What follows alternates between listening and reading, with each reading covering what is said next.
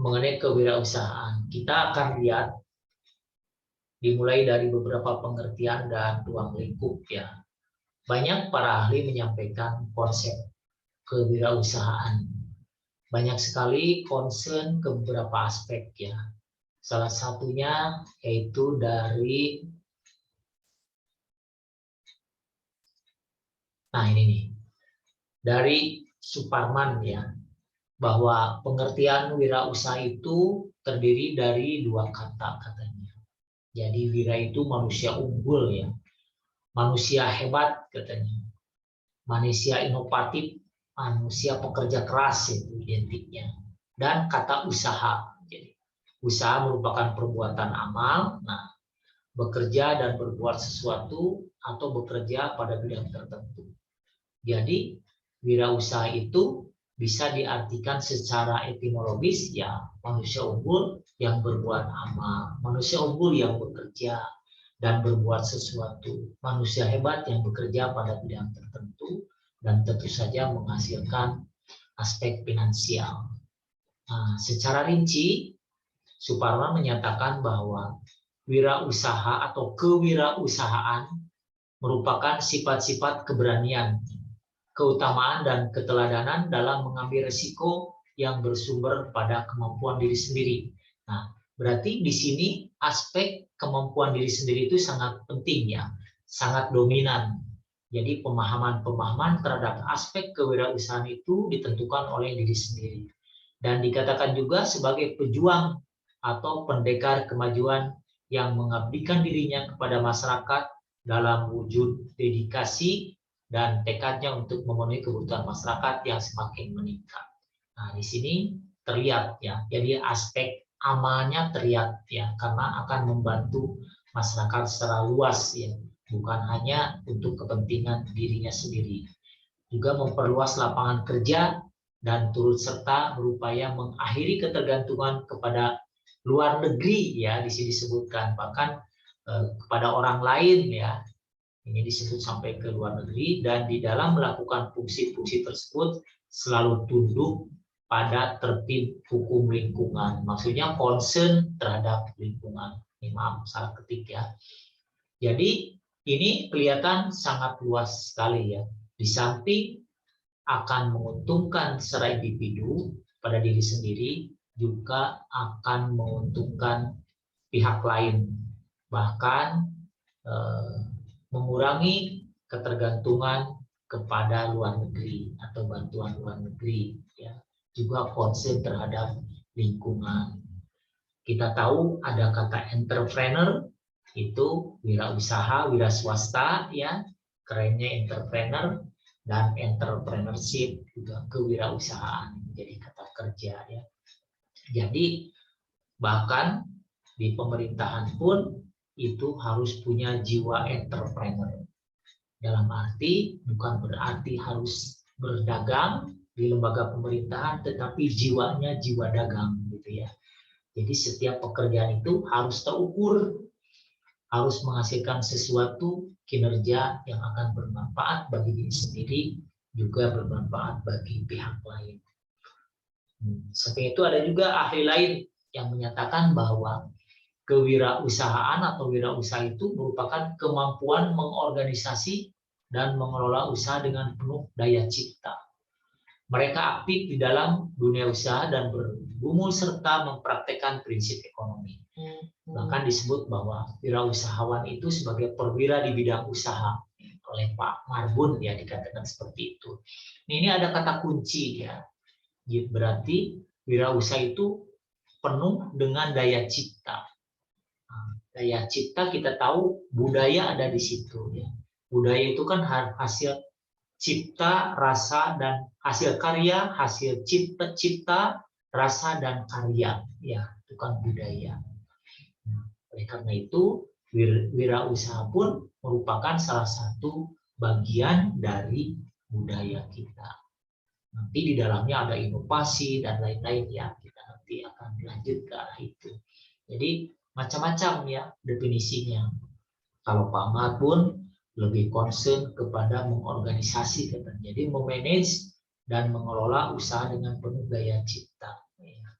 Nah, ini tidak kelihatan bagaimana hubungannya dengan pihak lain, berbeda dengan tadi dari Suparman ya. Tapi semuanya hampir sama. Ahli lain menyatakan bahwa wirausaha itu merupakan proses penciptaan sesuatu yang berbeda nilainya dengan menggunakan usaha dan waktu, memikul resiko finansial, psikologi, dan sosial yang menyertainya, serta menerima balas jasa moneter dan kepuasan pribadi. Nah, ini juga berbeda ya, kata kuncinya lebih banyak. Jadi ada unsur nilai, kemudian ada unsur waktu, ada unsur resiko keuangan, psikologi dan sosial, dan balas jasa serta kepuasan ya. Kita tahu setiap produk itu macam-macam ya. Ada produk barang wujudnya, ada jasa, dan ada kepuasan yang semuanya itu akan menghasilkan uang ya. Balas jasanya moneter gitu ya. Kemudian yang jelas setiap usaha itu nanti feedbacknya adalah finansial ya. Ini. Nah, seorang wirausahawan bukan sebagai risk taker ya, bukan sebagai risk taker. Semuanya berisiko, tapi tetap diperhitungkan. Kita ambil risiko yang paling kecil ya. Nah, setiap pengusaha itu pasti ada risikonya, khususnya risiko finansial. Sehingga setiap pengusaha itu wajib memperhitungkan atau mempertimbangkan risiko yang paling kecil dari usahanya. Lanjut juga mantan Mendikbud ya, Pak Daud Yusuf menyatakan bahwa wirausaha itu memimpin usaha katanya, memiliki penanggung jawab sebagai manajer, menerima tantangan, mempelopori usaha baru, dan sebagai penemu. Nah, ini kelihatan lebih berat lagi di sini. Jadi seorang pengusaha itu sebagai inovator juga. Dia sebagai manajer, sebagai pemimpin, sebagai penanggung jawab, dan selalu menerima tantangan. Karena di dalamnya ada persaingan ya dengan pengusaha lain. Dan mempelopori usaha baru sebagai inovator juga. Karena memang setiap produk itu lama-lama kan akan usang ya. Setiap produk yang dipasarkan oleh seorang pebisnis lama-lama akan jenuh. Sehingga perlu diversifikasi ya. Diversifikasi itu maksudnya merubah wujud dari barang supaya lebih menarik dan disukai oleh konsumen. Nah, itu kalau merubah, memodifikasi, bahkan membuat sesuatu yang baru, itu namanya inovasi. Makanya disebut sebagai inovator. Jadi pebisnis itu juga bisa dikatakan sebagai inovator. Kita lanjut ke ahli lain, ini juga sebagai seorang tokoh ya, tokoh kebudayaan dan mantan Menteri Sosial, Ibu Haryati Soebadio menyatakan bahwa wirausahawan itu adalah manusia teladan yang mampu berdiri sendiri di sektor swasta dengan mengandalkan kemampuan sendiri. Nah, ini berarti lebih concern ke aspek individu ya, karena kemauannya didorong oleh individu dulu dengan setelah menerima rangsangan dari luar ya. Jadi seorang pengusaha itu adalah sebagai manusia teladan. Kan tadi disebutkan sebagai wira itu manusia unggul, manusia teladan, manusia hebat. Nah, beliau lebih concern kepada aspek diri ya, pada aspek individunya gitu. Tapi dinyatakan di sektor swasta dengan mengandalkan kemampuan sendiri. Nah, semuanya terus berubah ya, setiap definisi itu tergantung kepada print of reference sebetulnya seperti pada pola pikir masing-masing yang membuat definisi. Ada yang concern hanya terhadap individu, ada yang concern juga dengan pihak luar, ada yang concern terhadap lingkungan juga ya. Sengaja saya sampaikan beberapa definisi supaya teman-teman terbuka wawasannya. Jadi setiap definisi itu akan beragam ya, tergantung kepada concern masing-masing orang yang membuat definisi. Nah, kemudian ada lagi ahli lain ya, Joseph A. Schumpeter ya, dalam bukunya The Theory of Economic Development. Ini lebih kepada beberapa aspek ya yang menyatakan bahwa kewirausahaan adalah inovasi. Nah, sudah dua ya yang menyatakan bahwa wirausaha itu inovasi. Mereka yang melakukan kombinasi baru dan inovasinya terarah. Ya, definisi ini memberi arti bahwa inovasi setidaknya dapat berupa 5 bentuk yang berbeda katanya. Apa yang 5 itu? Ya, seperti ini. Ya. Ini sebetulnya sudah melihat kepada wujud suatu bisnis ya. Jadi bisnis itu wujudnya berupa produk, produknya berupa barang ya.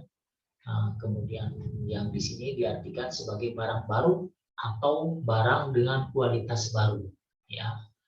Kemudian metode ini kan proses ya.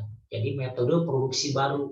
Jadi proses membuat produk baru yang sebelumnya belum teruji. Nah, yang tidak perlu dengan penemuan ilmiah kan. Yang penting metode itu bisa mempercepat proses memproduksi barang yang baru misalkan gitu ya. Ini lebih concern ke dalam proses. Kemudian concern juga terhadap pasar, membuka pasar baru katanya bentuknya, yakni pasar yang sebelumnya belum dimasuki perusahaan, terlepas apakah pasar ini sudah ada sebelumnya atau belum ya. Nah, maksudnya di sini pasar, membuka pasar baru itu misalkan perusahaan A, perusahaan saya misalkan akan membuka pasar yang baru di lokasi lain ya. Gitu maksudnya. Jadi membuka sarana baru, membuka usaha baru atau membuka lokasi baru. Nah, kemudian wujud yang berikutnya yaitu bahan baku baru. Ini pun merupakan konsep dari seorang wirausahawan dan membuat organisasi baru gitu ya. Jadi maksudnya membuat organisasi baru itu dalam suatu lokasi tertentu sudah barang tentu perlu diorganisir ya, orang-orangnya, si A mengerjakan apa, si B mengerjakan apa, untuk memasarkan apa, untuk memproses apa, dan membuat barang seperti apa. Ini juga merupakan suatu concern dari wirausahawan. Ini lebih luas lagi ya. Jadi bisa disimpulkan bahwa wirausahawan itu tidak hanya concern kepada salah satu aspek ya, tetapi ya sangat luas. Nah, kita bisa melihat beragam definisi dari beberapa ahli ya. Jadi kita tidak hanya melihat satu definisi, tetapi kita perlu melihat berbagai definisi dari para ahli. Definisi ini dibuat sudah barang tentu berdasarkan hasil penelitian mereka ya. Hasil penelitian mereka membuat konsep baru. Nah, nanti teman-teman juga akan merasakan sendiri jika kuliah sampai S3, produknya itu kan harus wajib membuat konsep baru minimal. Apalagi kalau misalkan bisa membuat teori baru. Nah, ini semuanya adalah hasil penelitian mereka. Kenapa beragam? Karena hasil penelitian mereka juga pasti beragam, sehingga konsep barunya beda-beda ya. Nah, baik teman-teman, kita lanjut ke berikutnya ya. Nah, secara global sebetulnya ruang lingkup kewirausahaan itu tidak banyak ya, hanya dua sebetulnya. Jadi dua aspek yang menjadi skop dari kewirausahaan. Yang pertama aspek manusianya sendiri ya. Manusia itu kita lihat sikapnya seperti apa, kemampuannya sampai sejauh mana, dan wawasannya pun sampai seberapa gitu ya.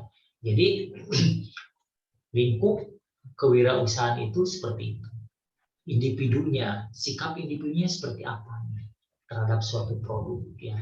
Kemudian kemampuan menciptakan suatu produk itu bagaimana, dan wawasan terhadap pasar, wawasan terhadap memanage suatu lembaga itu seperti apa. Nah, itu aspek individunya. Kemudian aspek kemasyarakatan dan peradaban. Nah, ini melihat keluar ya, sistem kerjanya seperti apa, karena ini melibatkan banyak orang, teknologinya bagaimana, kemudian lingkungan, ya, lingkungan bisnisnya seperti apa. Jadi ruang lingkup kewirausahaan itu seperti ini. Jika ini semuanya dikuasai, ya, ini pasti akan sukses. Dan ini tidak sederhana, ya, nanti akan lebih ya, di materi-materi yang sudah saya bagi tadi, ya, oleh kelompok. Nah, apabila konsep itu dikuasai oleh teman-teman semuanya, insya Allah, jadi tinggal implementasi di lapangan itu nanti akan, oh iya ya, konsep itu seperti itu ya, nanti akan kebayang gitu. Apabila teman-teman sudah terjun ke dunia bisnis, ternyata konsep itu nyatanya seperti ini ya, ternyata implementasi seperti ini konsepnya yang tadi itu, nanti akan kebayang seperti itu. Jika teman-teman serius ya, serius menguasai konsep dan mengimplementasikan konsep itu di lapangan. Kita lanjut ke tipe-tipe wirausaha. Bagaimana tipe-tipe wirausaha, cara operasionalnya seperti apa? Ini menurut Gray ya. Nah, tipe wirausaha cara operasinya sebagai berikut. Kan banyak ya, sebetulnya teman-teman sudah familiar, saya yakin ya. Jenis atau tipe wirausaha itu ada yang solois misalkan. Contohnya ya pedagang, dia sendiri berdagang kemana-mana. Kemudian broker ya, broker itu bekerja sendiri atau beberapa orang, jadi tidak banyak. Calo ya, begitu kan, calo itu pun bisnis. Jadi bukan tidak legal sebetulnya broker itu, legal juga. Banyak percaloan sebagai perantara. Nah, kemudian yang kedua key partner ya. Jadi kerjasama seseorang dengan pihak lain, nah, terutama pemodal ya. Misalkan saya yang kerja, pemodalnya si B gitu ya. Kita yang mengerjakan, saya yang mengerjakan, itu kerjasama. Kemudian tipe lain itu grup ya. Jadi kelompok-kelompok orang yang secara psikologis bekerja sama dengan pihak lain. Ini biasanya perusahaan-perusahaan akunting ya, para akuntan. Para akuntan itu tidak pernah dia bekerja sendiri karena banyak sekali yang harus diproses. Ada yang membuat laporan, ada yang mengolah data, ada yang mengklasifikasi data, ada yang membuat neracanya gitu ya. Yang tadinya kompleks gitu ya, suatu perusahaan tertentu, aspek keuangannya, aspek asetnya, oleh akuntan itu bisa diklasifikasi menjadi sederhana. Sehingga ini dikelola oleh perusahaan-perusahaan yang sifatnya grup ya, kelompok tertentu. Nah, berbeda lagi dengan tipe perusahaan yang profesional. Nah, ini contohnya pengacara ya. Pengacara itu orang-orang hebat, ya. Dia spesialis ahli hukum, tapi dalam pelaksanaannya mereka ya atau seorang profesional itu, seorang pengacara itu dia harus punya pengetahuan lain. Karena menangani kasus itu kan macam-macam. Ada kasus tanah, ada kasus sengketa perusahaan, ada kasus-kasus hukum kriminal. Berarti seorang profesional itu perlu juga menguasai aspek lain ya, atau meng-hire tenaga ahli dari bidang lain, tetapi sebagai pemutus dia sendiri ya.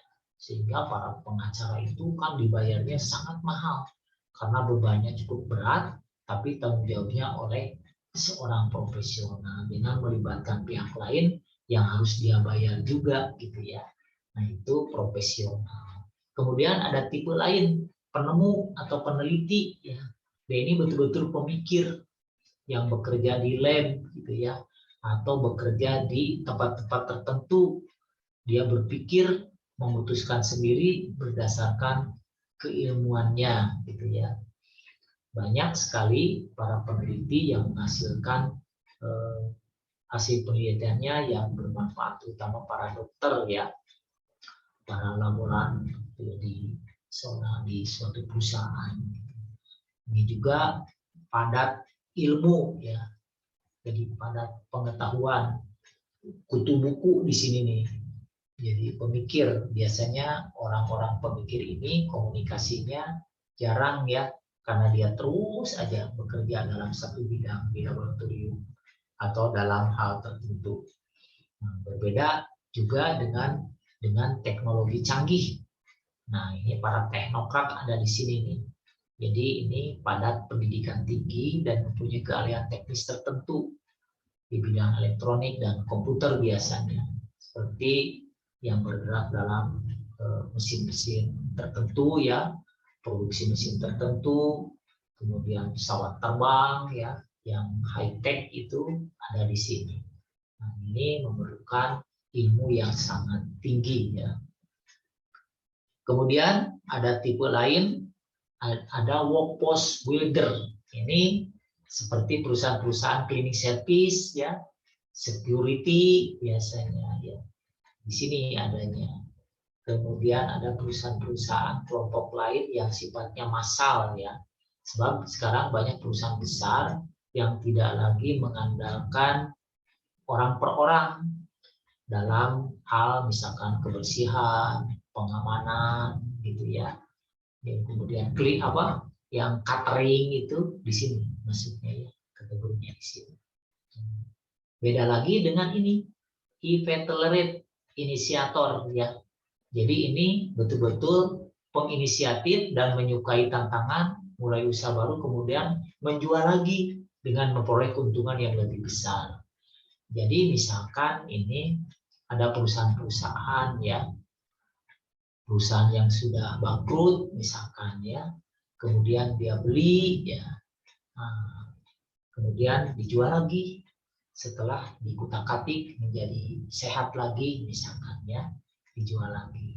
Ini banyak yang punya aktivitas seperti ini. Kemudian ada lagi yang konsep multiplier. Jadi maksudnya ini banyak ya, kita lihat franchise ya, punya lisensi dan penyebaran usaha atau pembukaan cabang baru. Ini kayak makanan sekarang kayak Ciganea itu kan franchise ya. KFC udah barang tentu, CFC udah barang tentu.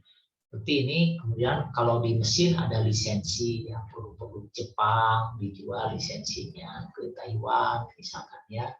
Nah, kemudian ada hal lain ya, pembukaan cabang baru. Nah, tapi yang paling kentara ini di franchise dan lisensi ya. Jadi konsep multiplier. Nah, berbeda halnya dengan tipe wirausaha mengakuisisi ya, mengambil alih bisnis yang sudah ada. Banyak ya seorang pengusaha yang sudah jenuh dalam usahanya, misalkan tadinya perusahaan-perusahaan tambang, misalkan dia sudah bosan di perusahaan tambang, dia jual ke perusahaan lain, kemudian diambil alih ya oleh pengusaha yang baru. Nah, ini namanya mengakuisisi ya. Banyak ya perusahaan itu. Nih, yang sudah jenuh itu macam-macam. Ada yang betul-betul memang sudah tidak mau lagi usaha, kemudian dijual. Nah, yang membelinya itu disebut pengakuisisi. Kemudian yang lainnya spekulator. Ini kesannya kan tidak bagus ya. Padahal ini sangat menguntungkan. Misalkan membeli tanah, ya satu petak tanah besar, kemudian dibuat kapling-kapling sehingga nilai jualnya lebih tinggi. Ini sudah banyak ya kelihatan untuk properti biasanya ya, perumahan.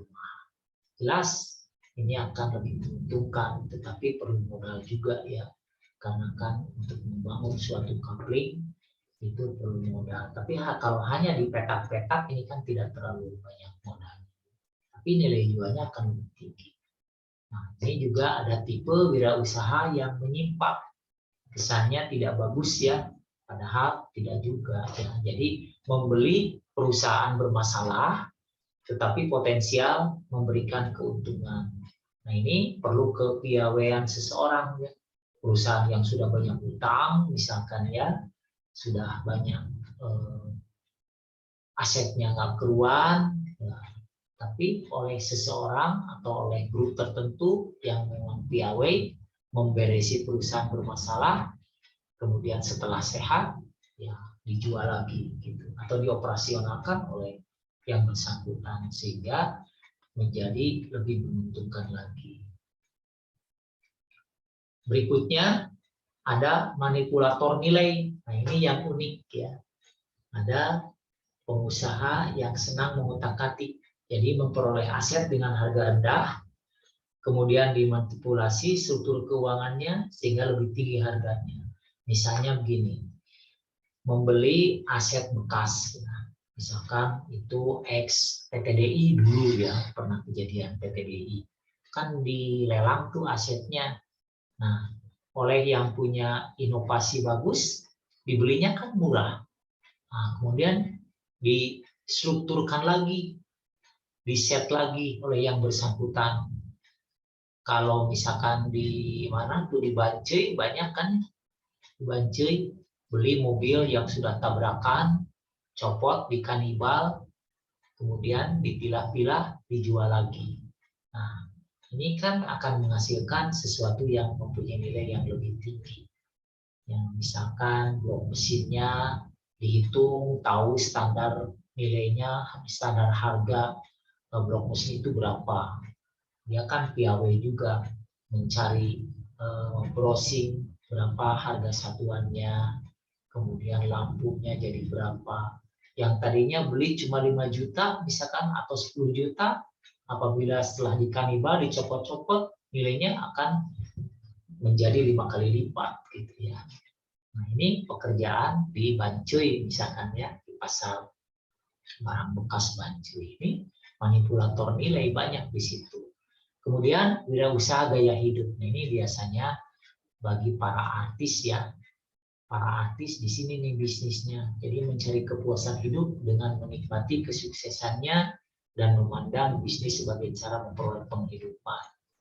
Jadi maksud penghidupan ini kepuasan hidup ya, gaya hidup mewah, gitu. Tapi dengan cara yang sesuai dengan gaya hidupnya, gitu ya, dengan teman-temannya yang punya tipe yang sama. Gitu. Ini wirausaha gaya hidup. Kemudian manajer total. Nah, ini berbeda ya. Jadi memantau bisnisnya dengan mengamati dan membimbingnya sejak awal hingga memberikan keuntungan. Jadi ini betul-betul dia single fighter dulu ya awalnya, memantau secara sendiri terhadap pekerjaan teman-temannya, diamati, dibimbing sehingga berkembang dan memberikan keuntungan yang lebih tinggi ya. Betul-betul ya, ini kemampuan individunya sangat tinggi. Tapi dengan mengambil definisi yang tadi ada salah satu definisi sebagai manajer katanya ya dari Pak Daud Yusuf. Ini tipenya seperti ini. Kemudian konglomerat. Nah, ini beda ya. Kalau konglomerat itu perusahaan besar.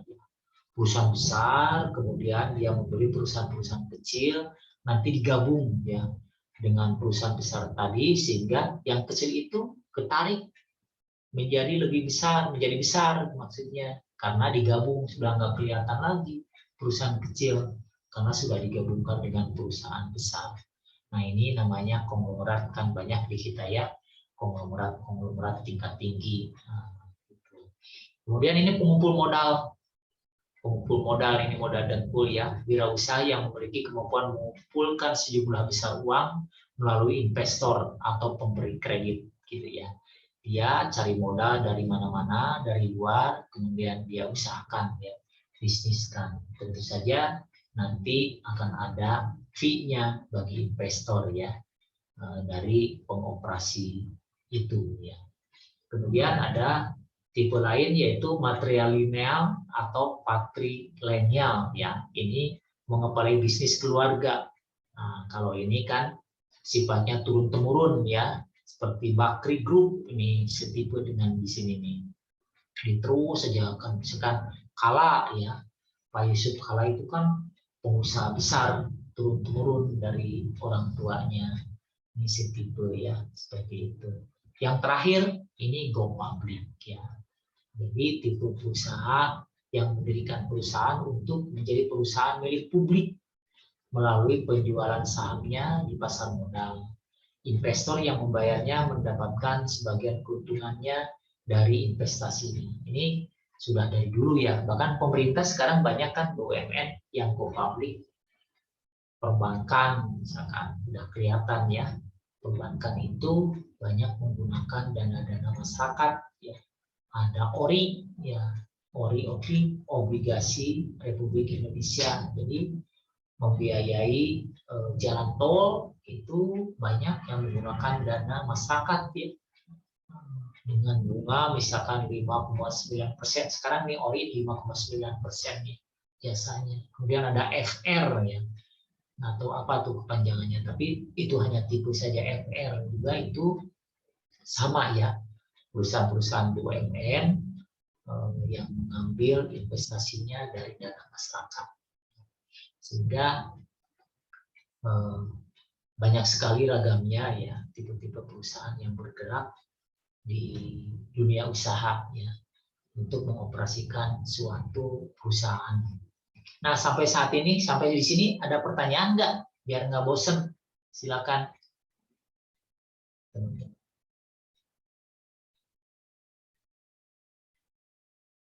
Kita berdiskusi dulu.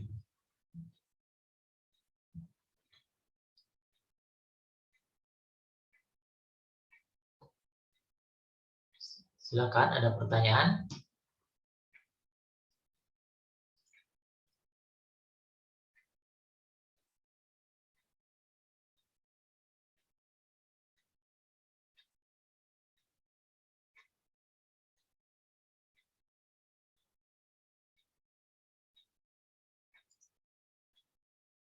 Halo? Sepertinya belum ada, Bapak. Belum ada. Oke. Kita lanjut ya. Nah, sekarang masuk ke karakteristik wirausaha. Ini seorang psikolog ya, McClellan.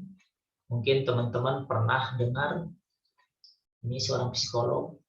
Jadi wirausaha itu saya juga mengamati banyak konsep-konsep wirausaha itu datangnya dari seorang psikolog ya. Jadi ilmu-ilmu sosial. Tapi pelakunya kebanyakan orang teknis gitu ya. Tapi yang mencetuskan konsep itu orang-orang sosial. Nah, di sini terlihat ada kolaborasi antara ilmuwan sosial dengan para teknokrat ya. Ini seperti ini. Jadi karakteristik wirausaha itu menurut beliau adalah keinginan untuk berprestasi. Jadi penggerak psikologis utama itu seperti itu. Motivasi untuk berperilaku ke arah pencapaian tujuan. Jadi orang-orang yang senang menerima tantangan untuk berkompetisi dalam berusaha, itulah yang akan sukses. Jadi seorang pengusaha yang sukses itu adalah orang-orang yang mempunyai keinginan untuk berprestasi. Dan itu merupakan penggerak psikologi utama katanya. Jadi seorang psikolog itu mengamati perilaku-perilaku orang, mungkin ya.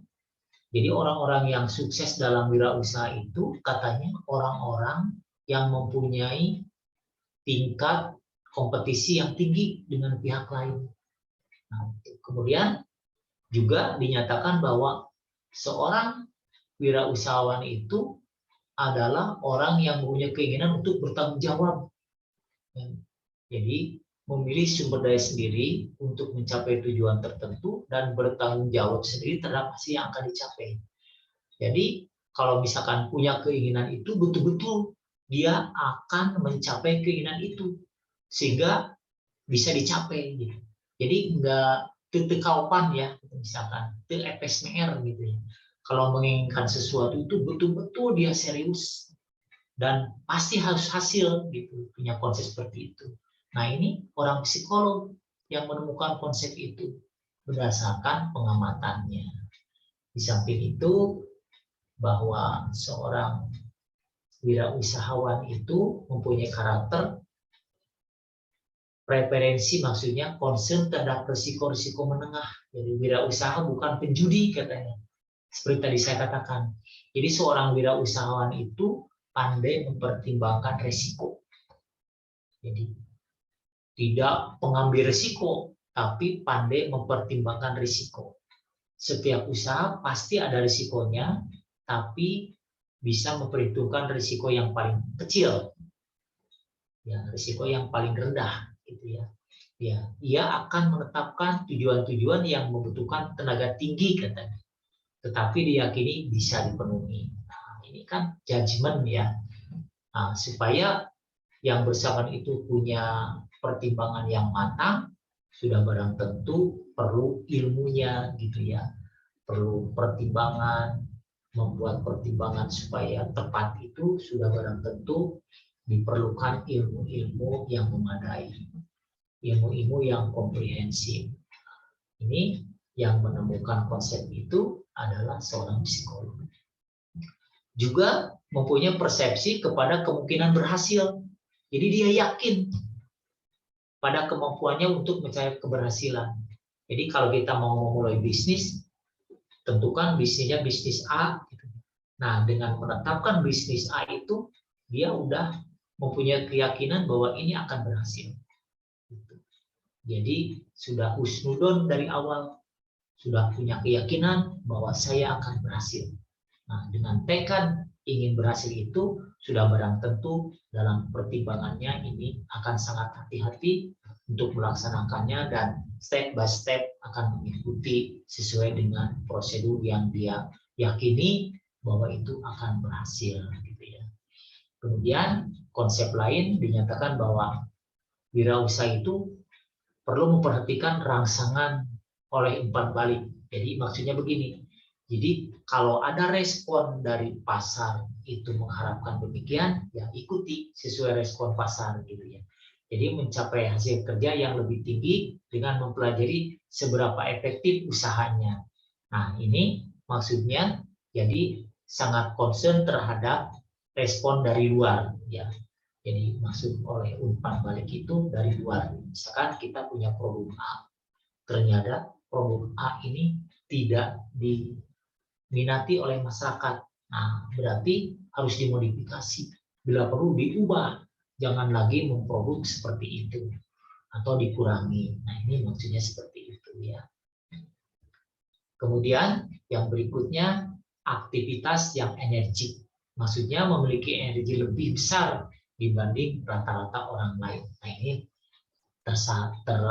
terkait dengan semangat ya, semangat kerja.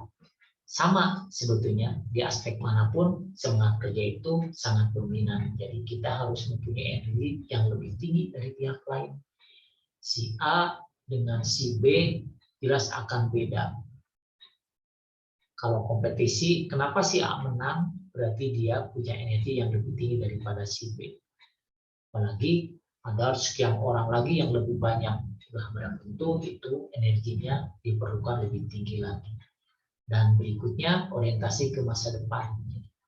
Orientasi ke masa depan maksudnya perlu melakukan perencanaan dan berpikir jauh ke depan. Suatu produk tidak akan stagnan jika produk itu terus mengikuti keinginan pasar ya, kemauan pasar atau tuntutan pasar. Pasar di sini yang konsumen ya, konsumen yang mengikuti produk kita ya. Jadi atau konsumen yang mengikuti atau produk mengikuti konsumen maksudnya. Jadi produk kita itu harus sesuai dengan harapan konsumen. Konsep lain yaitu keterampilan dalam pengorganisasian. Jadi seorang pengusaha harus mempunyai karakter menunjukkan keterampilan dalam mengorganisasi kerja dan orang-orang dalam mencapai tujuannya. Ini sebagai manajer ya, jadi kita harus mampu membagi-bagi tugas sesuai dengan tingkat keahliannya di bidang memproduksi suatu barang dalam suatu perusahaan. Sehingga seorang wirausahawan itu perlu pandai membagi-bagi tugas, gitu ya. Sehingga tidak ada orang yang apa kerjanya sedikit tapi gajinya gede misalkan gitu ya. Jadi ada yang overload, ada yang underload, tapi kita harus mengoptimalkan semua orang yang ada dalam suatu perusahaan. Nah, berikutnya sikap terhadap uang. Jadi memandang uang sebagai simbol konkret dari tercapainya tujuan dan bukti kompetisi mereka. Maksudnya semua hasil kerja itu perlu terukur ya. Hasil kerja si A diukur dengan berapa gitu ya. Hasil kerja si B yang berbeda dengan si A diukur berapa. Jadi semuanya harus terukur sehingga perusahaan itu akan terus berkembang dan tidak boros ya. Sehingga bisa juga lebih meningkatkan kesejahteraan bagi pegawainya. Nah, ini kita ke faktor pendorong dan penghambat wirausaha. Banyak sekali faktor yang menjadi pendorongnya, juga menjadi penghambat. Nah, sekarang kita lihat apa sih yang menjadi pendorong dalam suatu wirausaha. Yang pertama yaitu kebutuhan untuk mencapai sesuatu yang lebih baik. Ya, tadi kita kaitkan dengan pengertian tadi ya, dengan definisi tadi. Jadi yang akan mendorong supaya kita mau berwirausaha yaitu kebutuhan ya. Kita ingin sesuatu yang lebih baik, kita ingin berprestasi, kita ingin mendapatkan secara finansial lebih dari yang lain. Ini yang mendorong supaya wirausaha kita itu berhasil. Yang kedua, kebutuhan akan kebebasan atau ketidaktergantungan. Jadi kita jangan sampai tergantung kepada pihak lain, maksudnya merepotkan orang lain ya.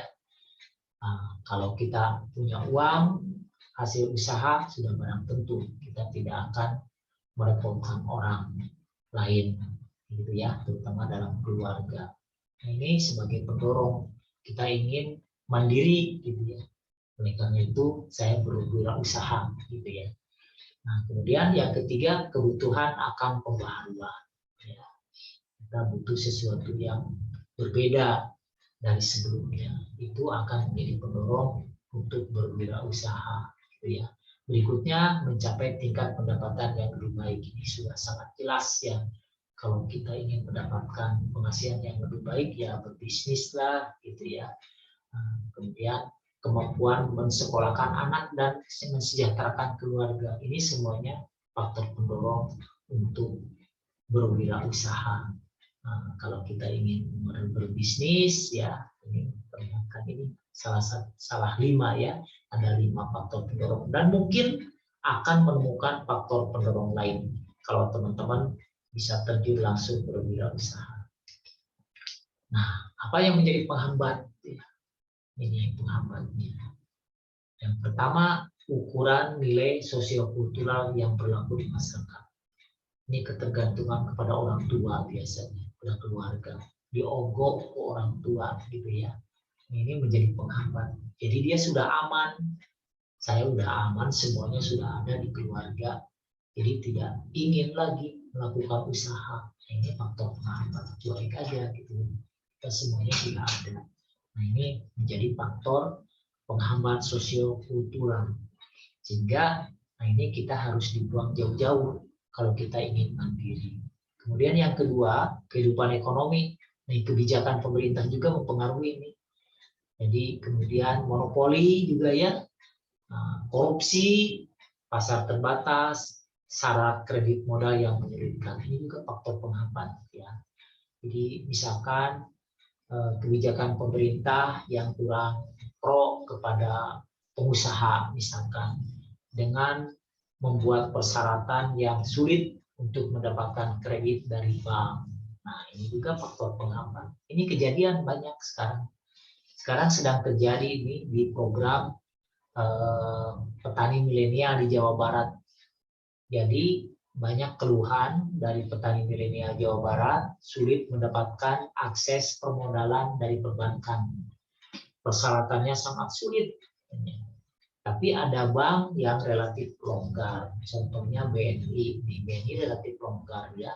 WJB katanya kesannya sulit gitu ya. Nah, bank-bank BUMN pusat malah lebih longgar. Gitu ya. Nah, yang ketiga, dunia pendidikan ya. Dari dulu ya, porsi sekolah kejuruan itu lebih sedikit daripada pendidikan umum. Katanya sekolah kejuruan itu masih terbelit kekurangan fasilitas dan guru. Nah, sekarang ya sudah mulai berkembang nih yang kejuruan-kejuruan, maksudnya merangsang agar lulusannya itu mau dan mampu berwirausaha. Sudah terlihat sih sekarang. Jadi dengan pola magang ya, dengan pola praktek lapang, dengan pola kuliah lapang, ini sebetulnya merangsang para murid atau para mahasiswa untuk mau dan mampu berwirausaha. Karena terus terang kan sekarang formasi-formasi untuk bekerja di pemerintah itu relatif kecil ya, karena dana pemerintah sangat defisitnya sangat tinggi sekarang ya. Banyak sekali utang luar negeri kita karena faktor-faktor tadi ya, ini masalahnya masalah benang kusut yang sulit sampai sekarang untuk dipecahkan ya oleh kita semua, sehingga sekarang didorong untuk mau dan mampu untuk berwirausaha ya. Dan sekarang sebagai aparatur pun ya kondisinya sudah tidak aman ya, kurang aman. Sekarang sangat mudah ya apabila aparatur kinerjanya tidak bagus, itu akan mudah sekali untuk dimutasi, dikeluarkan, bahkannya dipecat gitu ya. Sekarang sudah semakin bagus ya kinerjanya, alat ukurnya sudah semakin bagus.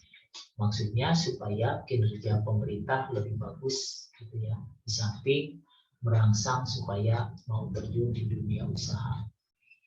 Nah, berikutnya ini proses terjadinya kewirausahaan ya menurut para ahli ya, diantaranya Meredith ya. Jadi katanya ini sebetulnya kalau dalam bagan sangat sederhana ya, dimodelkan supaya tidak pusing mungkin mempelajarinya. Jadi proses terjadinya kewirausahaan itu awalnya dari kreativitas ya. Jadi proses konstan dari kreativitas. Jadi dirangsang kita itu ya, teman-teman itu dirangsang untuk kreatif.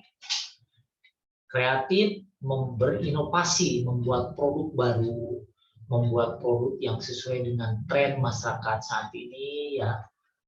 Sehingga tahapannya setelah kreatif itu sebetulnya inovasi ya, membuat hal baru atau memodifikasi. Ini sebetulnya kaitan dengan kreativitas.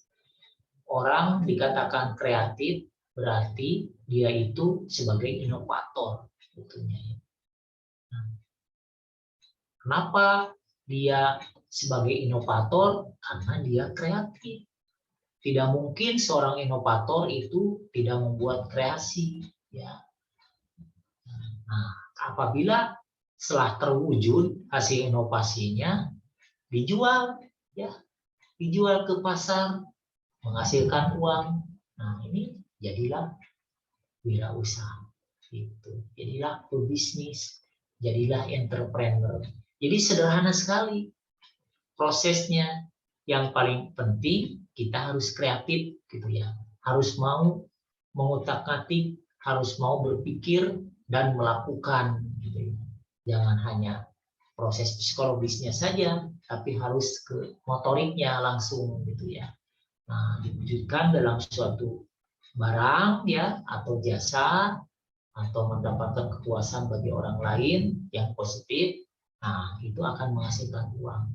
Sebetulnya sangat sederhana ya.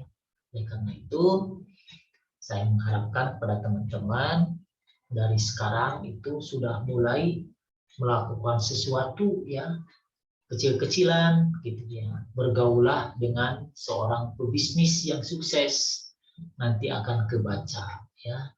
Bagaimana cara memulai suatu usaha, dari mulai usaha kecil, apalagi kalau misalkan di keluarga teman-teman ada yang sudah mempunyai perusahaan besar atau sekarang sudah bekerja di suatu perusahaan besar, intip itu intip ya, bagaimana caranya supaya kita juga bisa membuat suatu perusahaan ya yang seperti ini, misalkan kalau kita sudah sering komunikasi dengan seorang pebisnis.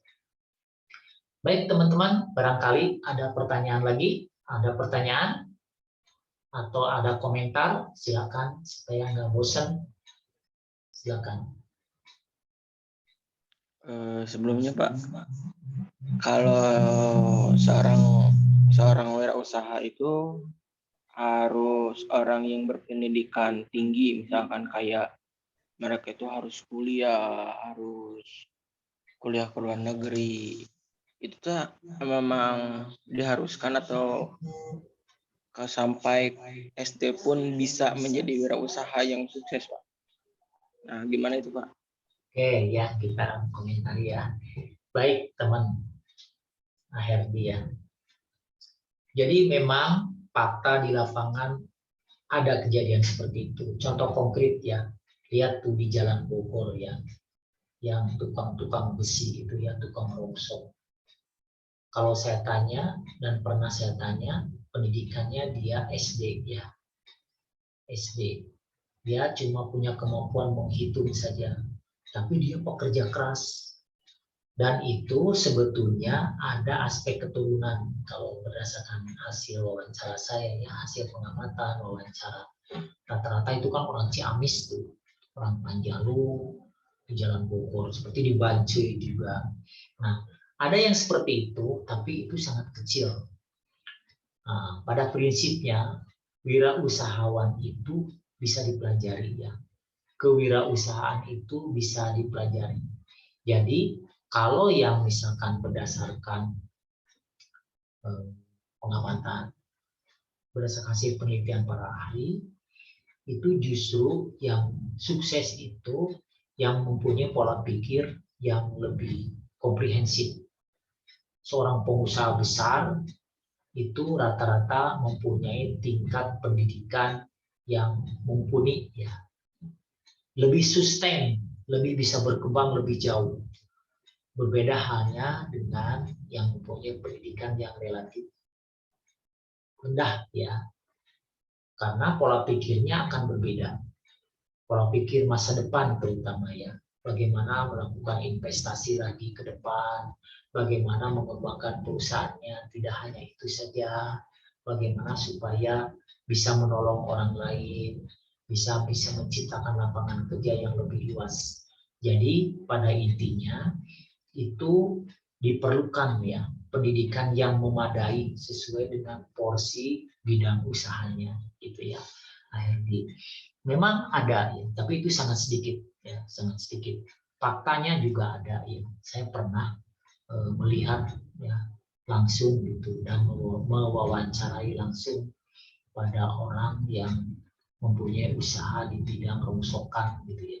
Dia pendidikannya SD ya, tapi kalau kita lihat kemampuannya tinggi ya, tekadnya kuat untuk berusaha di bidang itu ya, dia tidak malu misalkan mencari bahan-bahan baku bekas, kemudian dia rangkai, dibuat gitu, dirangkai menjadi apa, besi beton gitu ya, buat rangkai beton dan dijual lebih mahal. Bahan bakunya murah, dijual lebih mahal. Itu tingkat kreativitas tinggi. Dan itu biasanya memang faktor keturunan ya. Dia meskipun pendidikan rendah, tapi dia punya tekad yang kuat gitu untuk berbisnis. Nah, jadi kalau dengan pendidikan ditambah dengan pendidikan yang mumpuni ya, yang memadai, itu kan lebih berkembang. Dan biasanya kalau yang pendidikannya relatif rendah itu tidak bisa mengembangkan diri untuk menjadi perusahaan yang lebih besar. Itu ya. Faktanya di lapangan seperti itu. Dan konsepnya juga jelas ya. Kalau dengan pendidikan yang lebih mumpuni itu akan lebih bagus lagi. Gitu ya, sebentar. Ada lagi? Silakan. Bapak, Sapa mau tanya boleh? Oh, boleh banget, silakan sama. Jadi gini, Sapa kan pernah ngobrol sama yang mulai usaha. Nah, kata si pembisnis itu teh, jadi setiap untuk memulai usaha itu sebenarnya modal itu bukan hal yang utama, tapi yang paling utama itu ilmu untuk menguasai bisnis yang mau dijalankan. Kayak kalau dapat kerugian kita harus gimana, terus ke depannya kayak gimana. Terus yang kedua, kalau untuk yang jualan itu tempat yang strategis itu jadi yang utama juga setelah ilmu. Nah, kemudian yang terakhir itu modal. Nah, pertanyaannya, benar nggak Bapak kalau modal itu nggak nggak hal utama dalam bisnis gitu, Pak? Oke, terima kasih ya. Memang kalau secara konsep ya semuanya itu penting. Yang paling utama itu mau memulai yang paling sulit ya. Kadang-kadang orang itu ragu untuk memulai suatu bisnis. Takut gagal, nggak punya modal, nggak punya tempat. Tapi masih dalam angan-angan. Tapi dia tidak berbuat, terus saja berpikir, tidak gerak gitu ya, tidak memulai. Yang disampaikan barusan itu relatif ya. Katanya modal tidak penting, maksudnya modal besar itu yang dimaksud. Awal kan tetap kita harus punya modal, kecuali kita jadi pekerja dulu, misalkan kita punya teman atau punya saudara, ikut dulu gitu ya, jadi pekerja, akhirnya kan punya uang tuh, kemudian punya pengalaman dari kerja itu, akhirnya dia punya ilmunya gitu ya. Berbeda hanya dengan kita ya, misalkan penguasaan konsep bisnisnya sudah punya, misalkan dengan perkuliahan seperti ini. Nah, nanti kan dalam pemikiran kita itu akan terus berkembang. Modalnya dari mana? Kita kan bisa tanya ke ahlinya. Nah, kita harus punya jejaring memang ya. Nah, jejaringnya itu pilih jejaring yang kira-kira satu tipe dengan rencana bisnis kita. Kita jangan malu-malu, datangi itu, pasti dia mau menyampaikan sesuatu. Kalaupun dia tidak mau, kita bisa berupaya untuk dia mengeluarkan informasinya. Teknik komunikasi yang bagus gitu ya. Jangan jauh-jauh lah ya, saya sendiri. Saya kan tidak punya turunan untuk berbisnis gitu ya awalnya. Tapi sekarang saya punya bisnis misalkan gitu ya. Saya kan aparatur ya, saya pegawai negeri. Tapi berpikir, saya akan pensiun. Nah, saya ingin mendapatkan penghasilan tambahan yang halal. Saya ingin merasakan bagaimana sih berbisnis itu seperti apa. Saya dengar dari pihak lain, dari teman lain, ini lebih menggiurkan hasilnya. Nah, akhirnya kan kita penasaran. Maulah mulai bekerja, mulai berbisnis maksudnya, sambil bekerja. Nah, sekarang kan apalagi zaman sekarang ya, zaman sosial media ya. Tidak perlu memerlukan tempat yang strategis banget gitu ya. Gudangnya bisa nyumput di mana gitu ya. Pelayanan bisa online. Yang paling utama kapan kita bisa mulai, kapan kita mau mulai, itu yang paling berat sebetulnya. Urusan modal memang penting, tapi tidak mungkinlah tidak punya modal, tidak perlu modal ya, tapi mungkin sedikit dulu modalnya gitu. Pinjam dulu, pinjam teman. Nanti lama-lama kalau sudah berkembang memang modal itu akan datang. Pihak perbankan itu akan datang sendiri menawari kredit modal ya. Apalagi sekarang ada KUR ya, yang bunganya disubsidi oleh pemerintah, yang biasanya bunga kredit itu kan 16% rata-rata ya.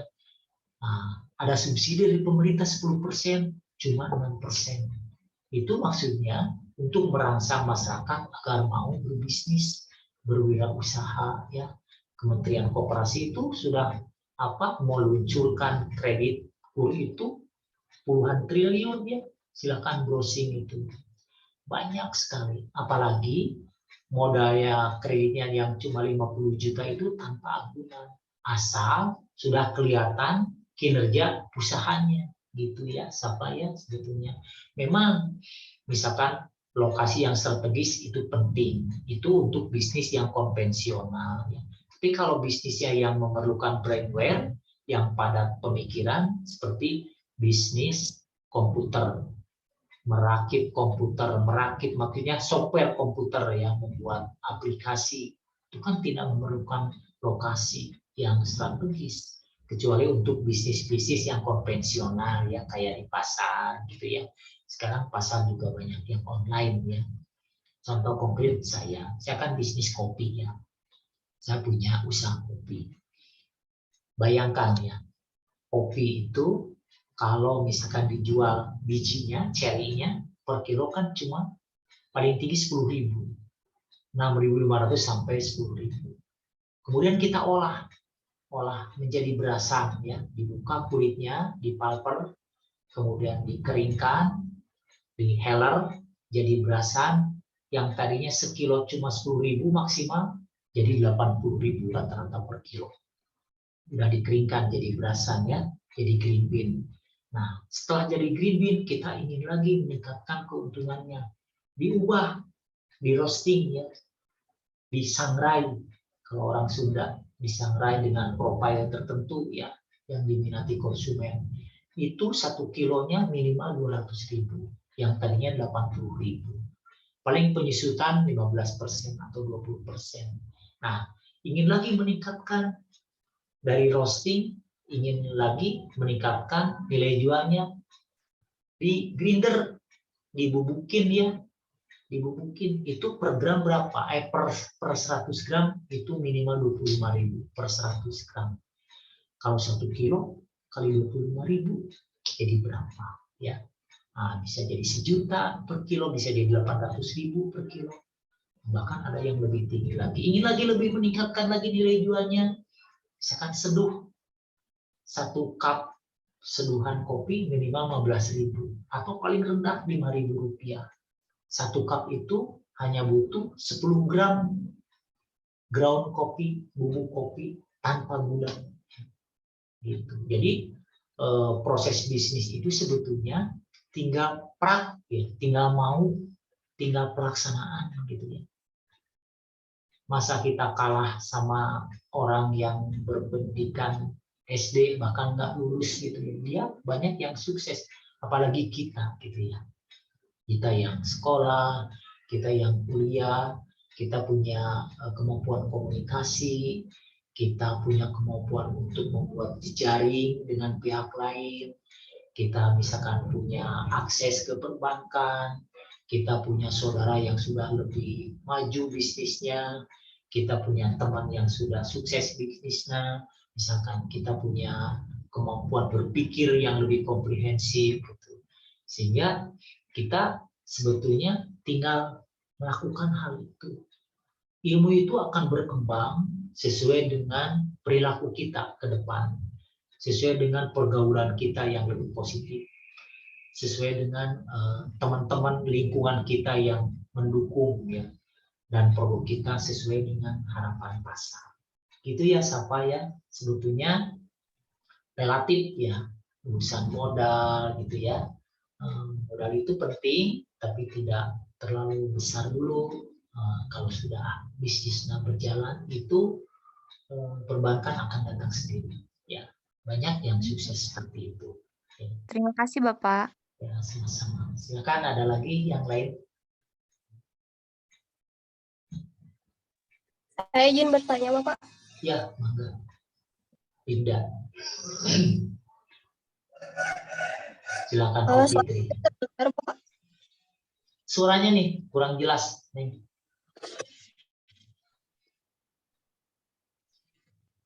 Coba lagi. Sudah terdengar. Nah, bagus, silakan. Ya, nama saya Fitri. Jadi pertanyaannya gini, Bapak. Misalkan ya, kita kan bekerja sama dengan orang misalkan. Nah, ambil contoh saja, misalkan kita pengen jual beli kambing gitu. Nah, kita itu punya kambingnya. Nah, karena saya tuh misalkan di kota kan nggak ada tempat ya buat ngurusnya gitu. Terus ke orangin lah, karena orangnya di kampung gitu biar bisa ngurus. Nah, terus misalkan itu keuntungannya itu gimana? Bapak dibagi 2 nantinya, atau kita berapa persen, atau dia yang ngurusnya berapa persen gitu. Makasih Bapak. Oke, itu banyak ya. Itu memang ada konsepnya itu tadi ya. Semacam itu investasi ya. Misalkan berarti Fitri sebagai investor ya, diserahkan kepada pengelola ya. Pengelolanya itu berarti kan yang ngurus kambingnya itu. Nah, itu kan perlu ilmunya juga ya. Saya pernah seperti itu ya. Saya pernah persis seperti itu. Nah, kelemahan bisnis seperti itu kan kita tidak langsung memonitor perkembangan usaha seperti itu ya. Nah, itu diperlukan operator atau yang mengoperasikan itu kejujuran. Banyak sekali kejadian bisnis seperti itu tidak berhasil karena faktor kejujuran dari operator itu ya. Dari yang mengoperasikan, yang memelihara kambing itu. Alasannya sakit, mati gitu ya. Misalkan punya anak 2, yang satu mati, yang satunya lagi milik dia, yang punya kita mati. Bahkan semuanya nggak ada. Nah, kelemahan dari situ kita harus pandai memilih pemelihara kambing itu. Bisa dipercaya enggak. Dan harus dimonitor, harus diawasi, harus dikendalikan. Bila perlu, setiap hari, setiap minggu, setiap bulan, kita monitor, tanya perkembangannya. Kan itu rawan kematian ya, kalau makhluk hidup itu. Betul enggak yang bersangkutan itu ahli memelihara kambing? Apalagi dalam skala besar ya, misalkan berapa ratus gitu dengan koloni ya, sistem koloni itu kandang yang massal. Sekarang sini lagi berlangsung. Ada program petani milenial di Jawa Barat itu yang concern ke ternak kambing. Gitu ya. Itu dibantu kreditnya oleh BJB gitu ya, kemudian kerjasama dengan dokter hewan gitu ya, itu menghasilkan keuntungan yang cukup tinggi karena memang dimanage sedemikian rupa, diawasi, dikendalikan, dan yang memeliharanya pun itu sudah profesional. Itu sangat menguntungkan. Berbeda halnya dengan misalkan memeliharanya 1-2. Kalau skalanya kecil itu cenderung tidak akan menguntungkan ya. Karena akan terlalu mahal biaya pemeliharaannya. Kalau sakit berarti mendatangkan dokter hewan misalkan, beli obatnya. Tapi kalau sifatnya massal itu akan ketutup ya. Itu ada Fitri skala usahanya. Misalkan 50 kambing, perlu modal sekian, kandang ukuran sekian, pakannya sekian, untuk alat kesehatannya sekian. Kalau misalkan berminat dengan itu, bisa ya ada itu unit cost-nya di program Petani Milenial Jawa Barat. Nanti juga akan saya coba sharingkan ya, program Petani Milenial Jawa Barat materinya ada khusus ya, sehingga itu banyak yang berhasil. Karena memang itu dituntut untuk berhasil ya, karena dia harus mengembalikan kredit ke perbankan. Dan itu ada off-taker-nya. Ya. Maksudnya off-taker di sini adalah penampung hasilnya. Jadi kalau misalkan udah siap panen, itu ada yang membeli langsung off-taker-nya. Nah, oleh karena itu bisnisnya memang harus memenuhi skala usaha. Minimal itu 50 ekor ya. Dan itu sifatnya koloni, kandangnya itu massal gitu ya, dibuatkan kandangnya, lokasinya strategis, yang cocok iklim mikronya untuk kambing itu, fasilitasinya lengkap, itu misalkan dalam jangka waktu 1 tahun, 2 tahun itu sudah menghasilkan keuntungan yang cukup tinggi, minimal itu 20% dari modal itu dapat untung. Jadi nanti bagi hasil di situ ya, pengelola berapa, kemudian pemilik modal berapa, gitu. Nanti dipotong kredit berapa. Itu sedang berlangsung sudah 2 tahun, Fitri ya. Kalau misalkan mau berminat untuk bisnis itu, nanti saya kasih unit cost-nya. Ada punya ya, filenya ada misalkan untuk ayam, untuk kambing gitu ya. Kalau perkebunan untuk di usaha di kopi, di teh, macam-macam ya. Kemudian di ikan gitu ya. Bahkan teman-teman itu bisa masuk program petani milenial. Cuma sekarang udah terlambat nih, udah direkrut. Jadi dilatih ada pelatihannya. Sekarang sedang dilatih sih sekarang Jadi untuk berbagai komoditas itu dilatih, kemudian modalnya dari Bank Jabar gitu ya, kemudian dilatihnya oleh dinas tertentu yang membidangi, off-takernya sudah disiapkan suatu perusahaan, jadi hasil itu ditampung, kan itu yakin tuh pasarnya sudah ada. Nah, asal mau kerja aja, mau mengendalikan itu, para petani milenial itu udah banyak. Bahkan bergerak di bidang kelapa, misalkan di Pangandaran, ya. Kemudian kopi di Bandung Barat, di Tasik, di Garut. Tadi ada orang Garut tuh, ada tuh di Garut di Cikajang ya, banyak kedua petani milenial itu udah kaya itu. Kita mah sebagai pengelola mah nggak apa-apa, kita berbagi ilmu saja. Tapi mereka lah yang mempunyai mendapatkan keuntungan yang lebih. Ya udah ekspor kopinya, kelapanya, produk kelapa dan turunannya sudah ekspor. Kemudian ada lagi gula semut ya, yang orang Tasik itu, Cikalong, Galunggung ya, ya gula semutnya dari aren maupun kelapa udah ekspor ke berbagai negara. Itu baru 2 tahun. Omsetnya itu per bulan itu sampai 100 juta. Gitu ya. Hebat kan itu. Kalau jadi pegawai mah boro-boro, misalkan jadi pegawai negeri gitu ya, jadi pegawai swasta, misalkan paling sebulan UMR 4 juta misalkan, atau 3 juta, macam-macam kan tiap kabupaten. Jadi pegawai negeri yang baru masuk paling gajinya 3 jutaan gitu. Tapi kalau jadi pebisnis sebulan bisa ke gaji minimal 6 juta misalkan ya. Jadi per tahun per kali panen omsetnya berarti udah bermiliar-miliar. Saya nanti kasih tahu ya, namanya Yudianti itu dari Tasik ya. Dia petani milenial gula semut aren. Tahun kemarin dia sudah memperoleh omset ya per bulan itu sampai 100 miliar. Itu ya. 100 juta maaf per bulan itu. Bagaimana tidak tergiur gitu ya dengan cara itu. Dia bekerja sama dengan kelompok tani ya, dengan anggotanya, dia menampung produk, dia olah, dijual ke off-taker, ke penampung, dan dijual lagi via online, masuk ke pasar modern ya, ke supermarket.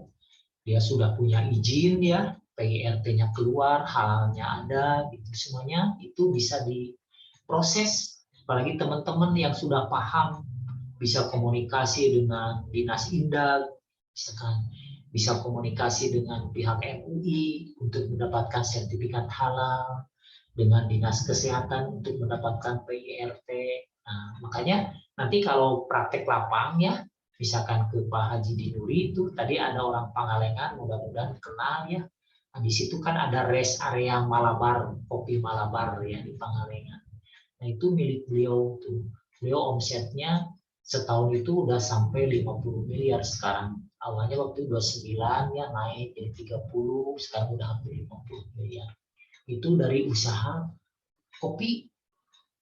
Kan teman-teman mungkin paham ada Kopi Malabar Indonesia. Silakan browsing itu di Google. Tinggal klik aja Malabar Indonesia. Itu ownernya itu Pak Haji Dinuri, petani gitu. Tadinya petani kentang, kemudian berpindah ya, dia diversifikasi ke kopi.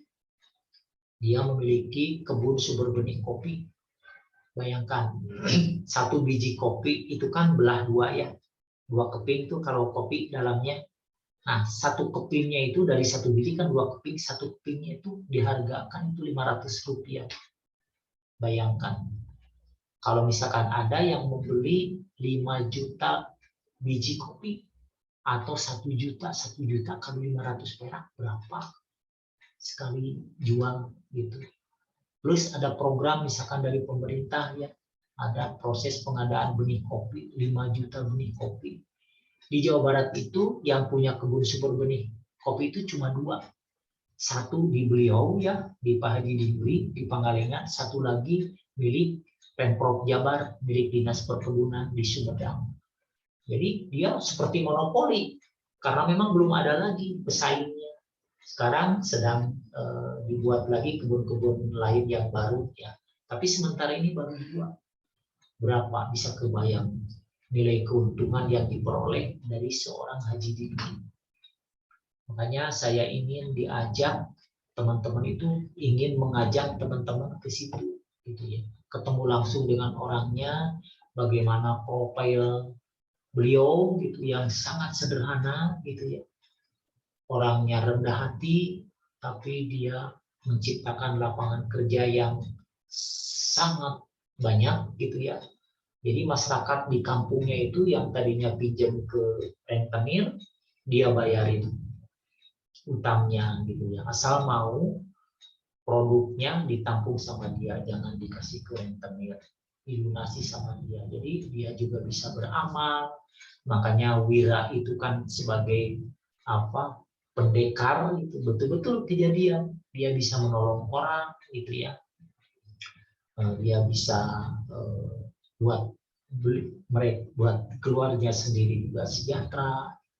Dia sudah mampu melakukan pameran di luar negeri dengan biaya sendiri, dengan biaya ratusan juta, hanya untuk berjualan kopi. Dia juga sebagai narasumber nasional, bahkan sekarang sudah internasional, sering keluar Jawa untuk memberikan materi kopi itu oleh perusahaan-perusahaan yang besar itu, juga oleh pemerintah, oleh kementerian. Dia hanya seorang petani. Nah, jadi lebih pintar lagi sekarang. Dulu kan komunikasinya relatif kurang bagus, sekarang udah jadi bagus. Dia sebagai muslim yang baik, tapi menyampaikan materinya di gereja, nggak apa-apa, tapi berbagi ilmu tentang kopi gitu ya. Nah itu ya, jadi banyak sekali best practice yang perlu kita lihat gitu ya. Dengan kuliah gini mah kan cuma konsep gitu ya.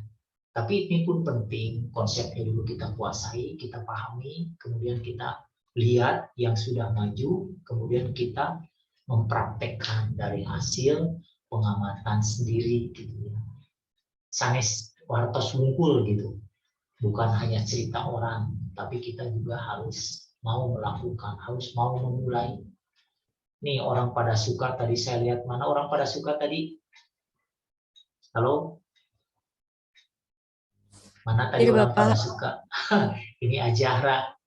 Ini dekat Sawangklung Ujo, berarti di RW 6 ya? Enggak, Bapak, di Jalan Bungur Sarinya yang SD pada suka turun ke bawah. Oh, Bungur Sari ke bawah ya. Nah, itu kan di situ sering ada pasar ya. Ada di pinggir Pak Ujo ada pasar. Nah, itu kan pasarnya pasar tradisional itu mah. Beda ya dengan konsep pasar yang akan kita geluti ya. Nah, jadi kapan kita mau mulai berbisnis misalkan? Dari sekarang kita harus punya pemikiran kapan kita harus mulai. Misalkan di kelas ini punya konsorsium, misalkan kita bikin grup, bikin usaha. Mana kira-kira yang punya pemikiran bikin usaha di bidang fashion, misalkan ini banyak perempuan ya. Kalau laki-laki kira-kira kapan kita mau bikin usaha bengkel misalkan, kapan kita mau bikin usaha di bidang pertanian, di hilirnya misalkan, di produk hilirnya misalkan kopi. Jadi gimana kita yang bergerak di bidang pengolahan kopi, pengolahan teh, pengolahan padi, apapun itulah ya, misalkan di bidang otomotif gitu ya. Jadi dengan punya pemikiran seperti itu akan membuka wawasan kita untuk mau bisa memulai bisnis tertentu gitu ya. Di bidang komputer, software misalkan, itu sangat menjanjikan. Itu kan tidak memerlukan lahan yang luas. Kita datang sendiri ke lokasi tertentu memperbaiki software-software komputer yang rusak. Itu jadi bisnis. Setiap install berapa sekarang? 150.000, minimal 100.000. Sekali membuang virus 100.000 misalkan. Install komputer, nongkrong di BEC, dapat uang setiap hari berapa. Jangan malu-malu, kita harus mulai bisnis ini. Kuliah terus jalan, bisnis terus jalan gitu ya. Silakan, ada lagi yang mau bertanya?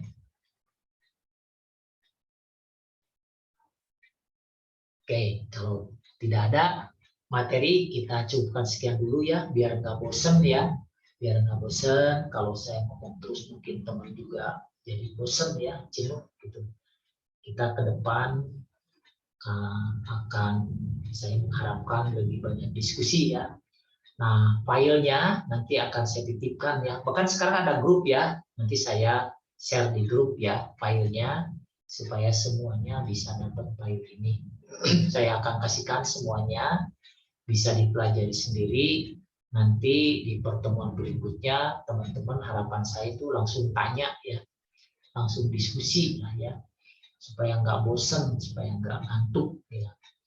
Dan diharapkan nanti teman-teman bisa berembuk ya, kapan kira-kira waktunya bisa melakukan kuliah lapang ya, dan koordinasikan dengan kelas sebelah ya, dan satu lagi supaya kita gabung sekali datang mendapatkan informasi yang banyak, kemudian nanti laporkan secara berkelompok.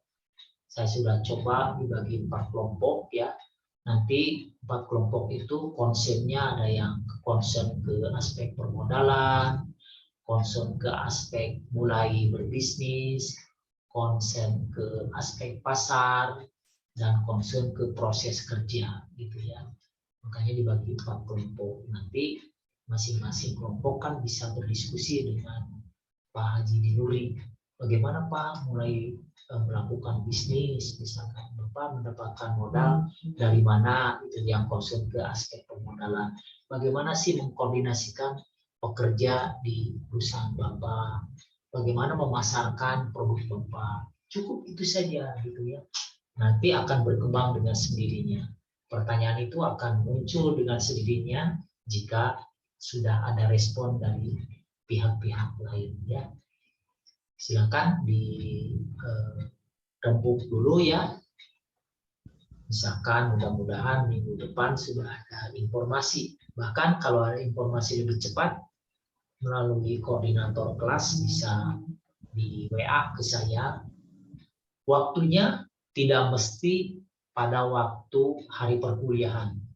Misalkan ada waktu di hari Sabtu, di hari Minggu, di hari apapun, yang penting dikomunikasikan, nanti ada negosiasi waktu ya. Nanti kalau sudah ada kesepakatan waktunya, saya akan hubungi langsung dengan pihak perusahaannya. Bahkan saya sangat mengharapkan yang menghubunginya itu pihak teman-teman, pihak koordinator ya. Terserah siapa yang ditunjuk, nanti saya akan kasihkan nomor handphonenya. Saya sendiri sih sudah menghubungi yang bersangkutan, dan yang bersangkutan sudah bersedia. Dia sudah menanyakan kapan waktunya katanya gitu. Jadi sebetulnya beliau itu sudah bersedia gitu ya, menerima kita nih, menerima para mahasiswa Unpari ya. Dan ini tidak ada paksaan ya. Tidak ada paksaan. Misalkan bagi yang sakit, misalkan yang tidak bisa mengikuti kuliah lapang gitu ya, sampaikan ke koordinator kelas dengan alasan tertentu ya. Nanti kita akan pikirkan kompensasinya seperti apa supaya yang tidak ikut pun mendapatkan nilainya, mendapatkan nilai tidak nol ya. Nah, kecuali bagi teman-teman yang tidak punya alasan, hanya faktor malas gitu ya, itu mah beda lagi ya. Nanti kita akan pikirkan kira-kira solusinya seperti apa ya. Dan ini semuanya untuk kemaslahatan semua ya, untuk teman-teman. Memang ada pengorbanan perlu transportasi, perlu konsumsi buat teman-teman gitu ya, dan risiko-risiko lain yang harus kita kendalikan. Saya kira mungkin itu saja dulu ya pada pertemuan kali ini. Ada komentar lain barangkali? Saya izin bertanya, Pak. Oh, enggak. Abdul Qadir.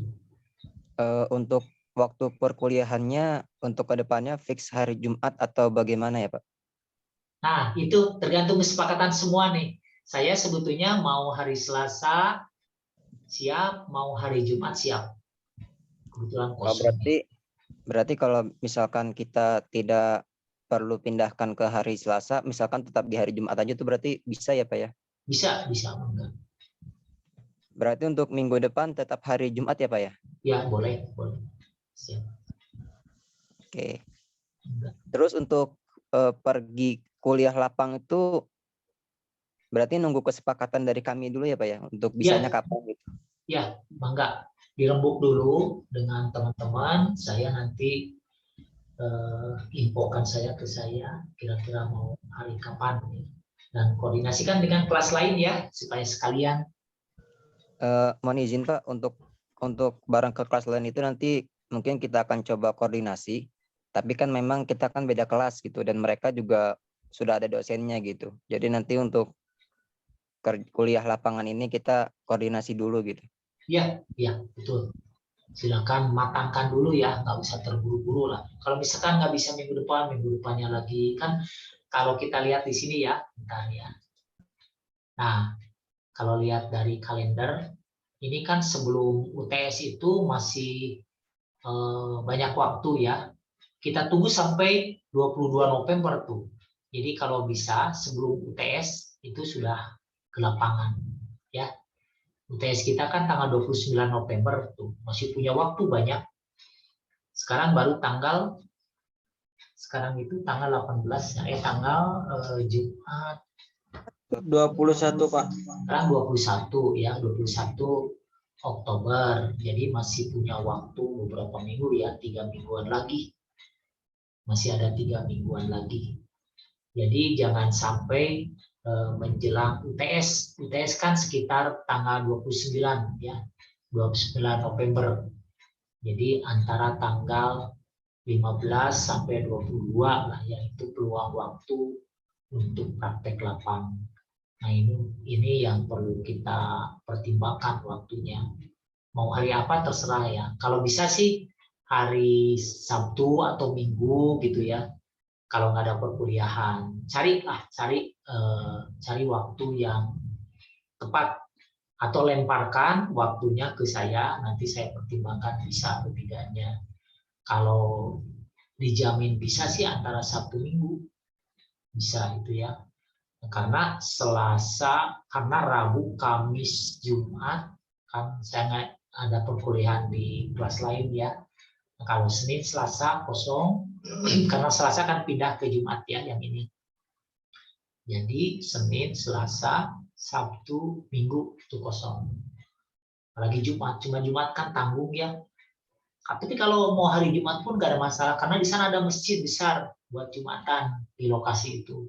Ada ya buat Jumatan. Jadi kalau misalkan Senin, Selasa, Jumat, Sabtu, Minggu itu peluang waktu untuk praktek kuliah lapang.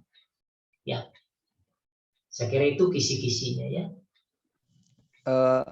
Kalau misalkan mata perkuliahan Bapak ini dipindah ke hari Senin, bisa nggak Pak? Hari Senin Atau enggak hari Selasa dulu kalau bisa. Soalnya kan hari Selasa nggak ada matkul kan. Gini, misalkan kita kan hari Senin ada satu matkul. Nah, misalkan Bapak bersedia dipindah ke hari Senin, jadi ada 2 matkul gitu. Dan nanti kan kita jam 3 hari Jumat itu kan ada perkuliahan ilmu administrasi negara, itu kan terlalu sore kan. Itu bisa kita geser ke pagi gitu, karena kan kelas A juga paginya kosong gitu. ya. Maka itu dirembuk dulu aja ya. Kalau misalkan nanti kuliah hari Senin, tetapkan jamnya jam berapa biar saya bisa. Kira-kira kalau kuliah hari Senin jam berapa? Senin paling bisanya pagi. Pagi jam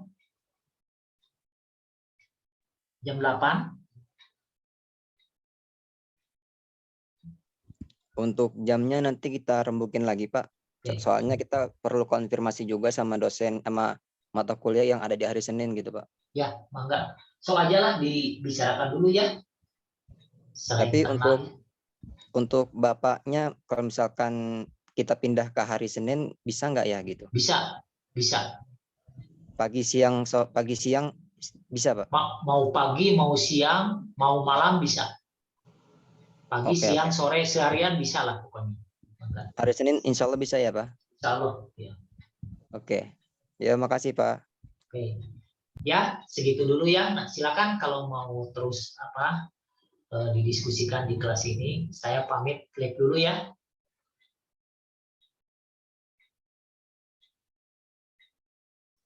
Saya kira itu saja ya yang bisa saya sampaikan pagi ini.